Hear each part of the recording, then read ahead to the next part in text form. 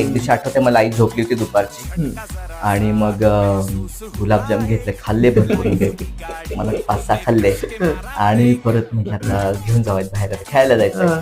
खिशात भरले मी गुलाबजामुन, खिशात भरले. 4-5 भरले आणि तेवढ्यात बाबा आले म्हणजे चहा प्यायला. कारखान्याला कामाला होते, दुपारी चहा प्यायला यायचे. आले आणि एकदम असं धास्तावलं, वडिलांना डाऊट आला काहीतरी उद्योग करायला लागलाय हा म्हटले. आणि मी किस्सासारखं असं हे करायला लागलो, काय काही नाही काय तोंडाला काय लागलं नाही, गुलाबजाम खाल्ले खिशात काय लागतं काय नाही पप्पा. माझं पप्पा बघतायत तर शॉर्ट्स घालायचे तेव्हा लहान असताना पप्पा मांडीवरून असा पाक तो गळत होता आठवतंय. आणि गुलाबजामुनचा पाक मांडीवर हे रे काय, पण हात सगळा गुलाबजामुन भरलेला.